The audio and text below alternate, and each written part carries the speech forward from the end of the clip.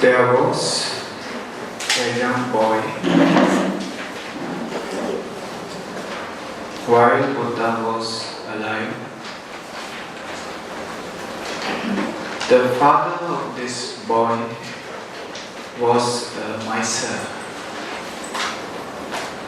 Miser to the extreme this man was. He was so miserly, he was not able to give suitable food for the child, suitable clothing for the child, and he was not at all suitable to become a father even. When you are a miser, you are closed. You are a stranger to everybody. Sharing make you friendly. Sharing make you a relative. So this man was so miserly, he was even unfriendly to his own child. The child has to suffer severely because of his father's miserliness. Now, how to understand a miser? One day, a man fell down, a miser fell down into a river and started drowning. He came up first time and went down. For the second time came up, went down. Now if for the third time he goes down, he will not come back. If he comes back, he will come as a dead body. So a man rushed to this person to help him. He rowed his boat there and told the miser, "Give me your hand." This man is not giving his hand. For the second time also he said, "Give me your hand, I can save you." But he is not giving. Then he said, "Okay, take my hand." Then he took the hand. These are misers.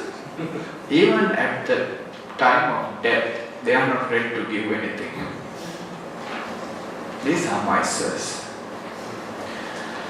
The boy of his father was such a miser. And because of his miserliness, the child is so weak, physically weak, psychologically weak, because not enough food, not nutritious food for him. And at the age of 13, 14, like that of age, this child starts suffering with jaundice, the sickness. I don't know whether I pronounced it rightly. Jaundice. Jaundice. Okay. Then he was dying. Even the child was suffering with that sickness.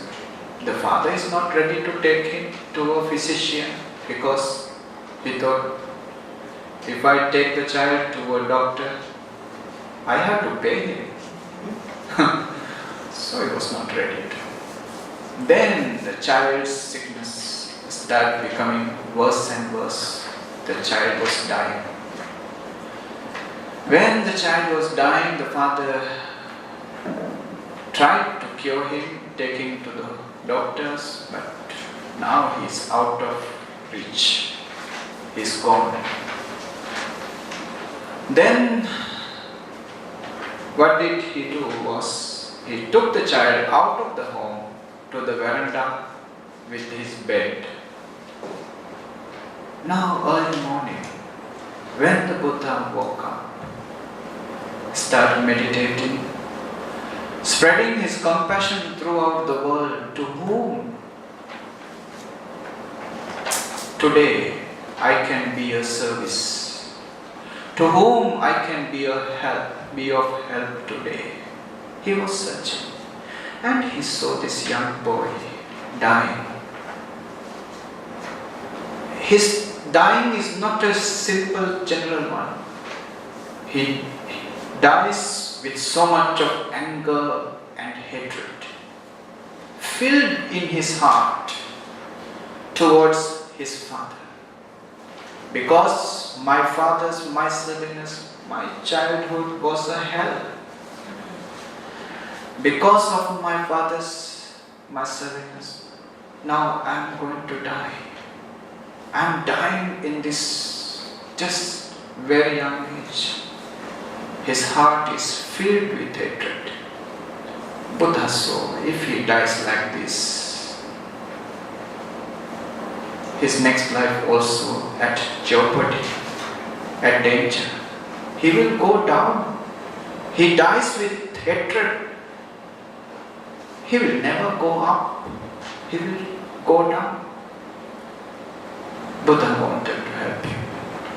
So early morning, he came all the way from the monastery to the house of this miser. He saw the child is lying down on the bed, facing towards the home. It says that the Buddha sent his energy, the rays, to get the attention of the boy. When the boy sees the Buddha, I think this must be the first time, because such a father will never allow for his child to go to Buddha. I think this must be first time. But the mere appearance of the Buddha was such. Just by seeing the appearance of the Buddha, the consciousness, the inner being of the child became so bright, so joyful, that anger, that hatred just washed away. Mere appearance of the Buddha was such powerful. It creates such an impact that changed the consciousness of the people. The child's consciousness, his vijnana was filled with so much of joy. And next moment, with that joy, he died. And it says that he was born in the heavens as a deity. So this is one of the story based on our stanzas. The second one I took. The nice one I took first. Mano puppangama dhamma mano settha manomaya manasa che pasannena bhasati va karoti va tato nam sukhaman veti chayava anapayani. Now, we are talking about the mind, right? The beginning of the verse is very important. It says, mind creates everything, manomaya, because mind is the forerunner, mind is the greatest, so mind creates. Now, what is mind creates? Mind creates what? Mind creates illusions. Whatever mind creates, not the truth. So, we create our own world. Of course, the world is there. We are not talking about the mountains, these buildings, these houses.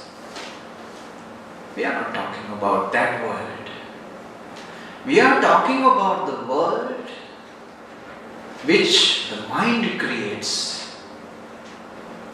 That world is Buddha and all the enlightened masters in the East are illusory, illusions. You create your own world, that is your own. And if you are stuck in your own world too much, then we call you madman. You are mad. You are not suitable for this general world then. You must have a separate home for you.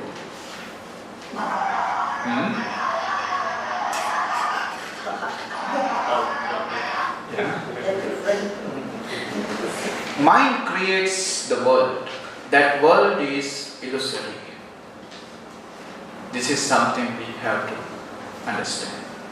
There are three dimensions of the world. The world of objects. The world of objects. Outside world. The other one, the world of your inner being, yourself. The world of self. World of your inner being. Now there is an intermediate zone. Some masters called it the intermediate zone, which is our prejudices, our concepts, our preconceived ideas. All these are in this inner zone, in this intermediate zone.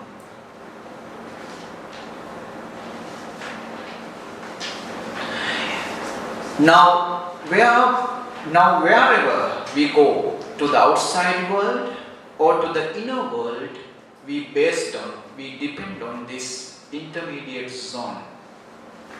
When we look at the outside world, we look through this intermediate world. They are like sunglasses or glasses of colors. You look at anywhere with the help of intermediate zone, then you create a Maya. It is not your reality. It is not the reality. It is not the truth. Because you look at it. Now, before you come here, somebody has talked to you about me. Now, when you come here, you look at me with that what? With that your knowledge. Then your knowledge is the Maya. You don't know real me. You don't have to know real of me, or you don't want to know. You don't have any interest in knowing the real of me, because you got already the knowledge. You have got the knowledge. Knowledge is intermediating. Knowledge is interfering. Now you don't see the reality. The second world is your inner self. When you see your inner self also with this intermediate self, with the help of intermediate self, then you create your ego. Ego is an elusive thing. Ego is not a reality. Ego is something you create. Why you have to create it? Because you don't see the real self. You look at the real self through these glasses, through your concepts.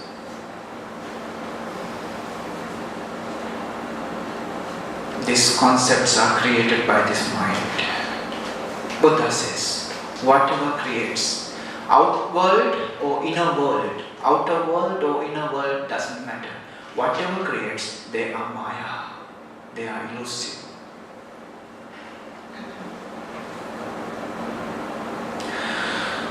Then Buddha come to this point. Pasannena cittam. You can find this term. Manasace pasannena.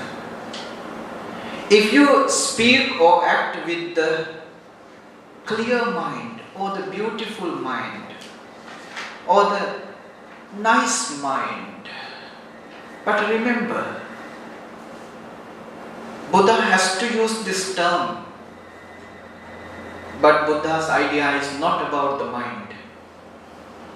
Buddha's idea is no mind. If he says no mind, we will be lost. So therefore my understanding is Buddha uses the term mind. But he says pure mind, pasanna manasa, pure mind. Pure mind is no mind. Mind is never pure. Mind is always impure. You think something more and more, you will find more and more impurities coming in. You want to do something nice, something good. You continuously think about it, then what happens? More and more impurities coming in, more and more thoughts coming in. Whenever mind interferes, it becomes impure. So how can the mind become pure? Mind is never a pure thing. Mind is always impure. But no mind is pure. That is the pasanna manasa, pure mind. No mind is pure. What is no mind? No mind is your consciousness, your heart. Your consciousness is no mind. It is pure.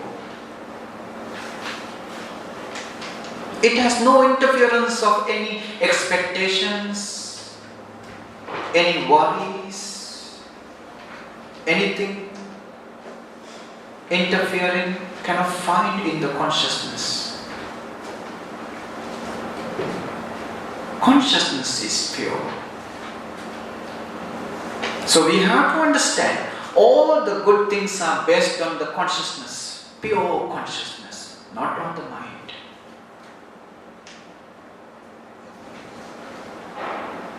In this stanza, very important to understand the real idea of Buddha's teaching. Buddha says, whatever you do with pure mind, that means with your consciousness, inner self, the real self, real consciousness, then that action becomes a shadow to you. Then those words become a shadow to you. Chayava anapayani. The shadow will never leave you. Did you turn back and check whether the shadow following you when you come back? No. We never check whether the shadow is with us, whether the shadow has washed his face or brushed its teeth, whether the shadow is okay or not, whether the shadow gone or not. We never check. But shadow is always following. Buddha says, if you do something with pure heart, with a pure consciousness, these actions, results of those actions will follow you just like your shadow. Very simple explanation. One doctor, he's an eye surgeon, very famous. And one day a poor woman came to him. She's blind. She said, can you please cure my eyes?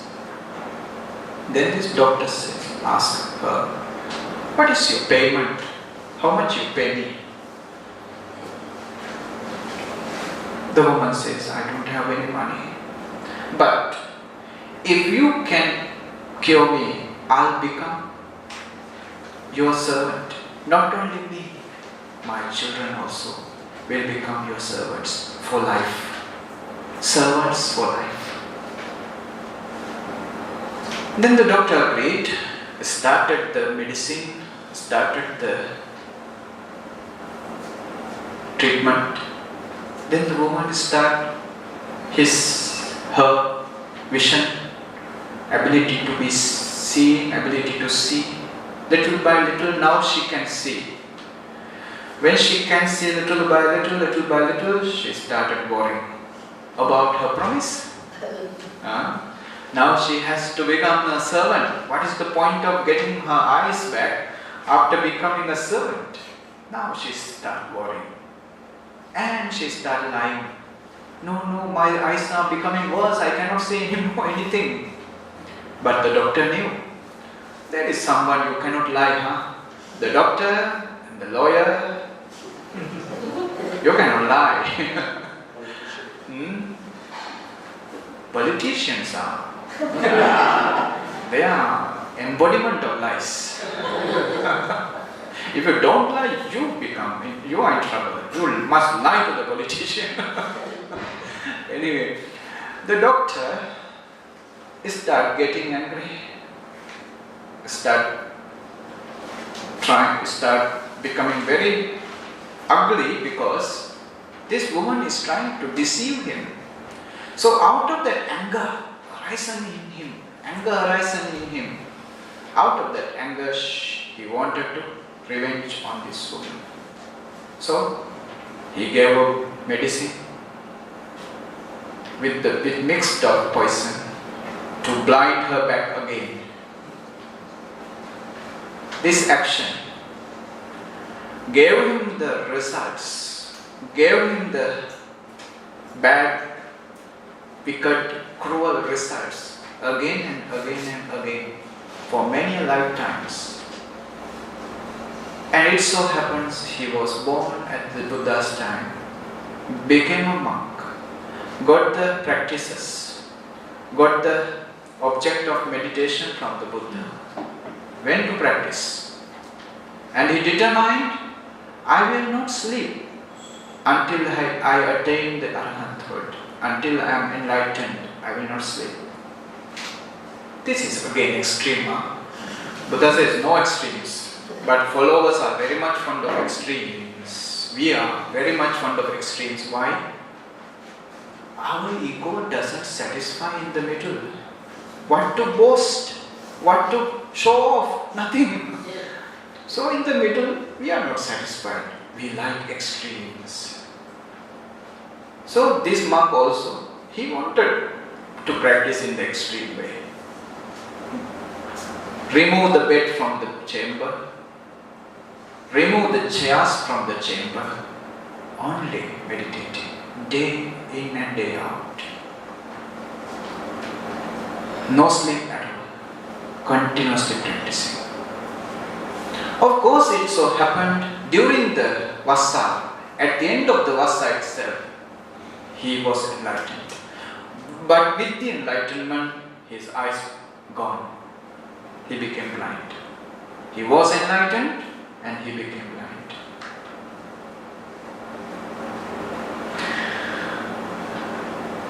Because of this reason, because of this story, that he was so fortunate to become enlightened. But in the same time, he was blinded. Buddha explains this situation of this monk, that you can become arahant, but you cannot avoid your karma. The karma will follow, because that karma was conducted, performed by you yourself. Now we are very much fond of pushing the responsibility to somebody else and try to be at relax. Because of his mistakes, because of her mistakes, because of the government, because of the social problem, I am suffering. But Buddha says, no, you cannot push. You create manomaya. You create by your polluted mind, the mind create all this suffering to you, yourself created. Then they will follow you. Like what? Like the cart following the ox. If you are bounded, if you are bound to a cart, you cannot go anywhere without the cart. You cannot go anywhere without the suffering. Wherever you go, suffering will follow.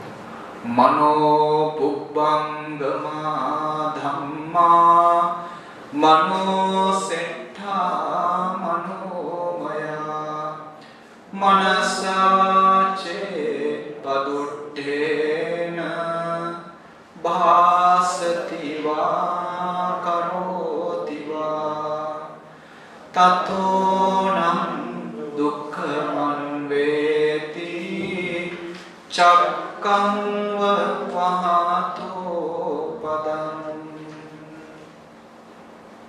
Paduttena manasa, with an evil mind. Mind is evil, remember. No need to make it evil, it is evil. Natural. Try to think about something, doing good. Think, continuously think. You will find you are thinking not to do it. Mind is such. Mind is always negative. Mind is always evil. Only the consciousness can be positive. Only the consciousness can be bright, brilliant, pure. You go home and think,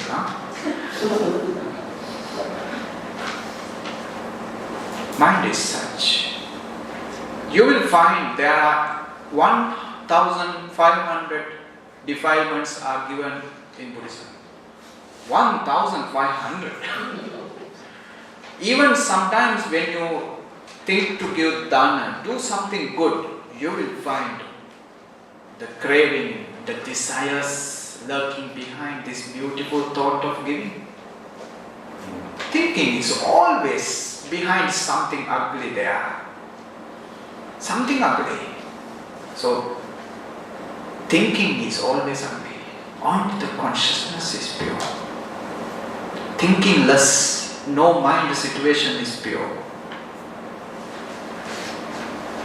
Only in meditation you will find this. Meditation will reveal all these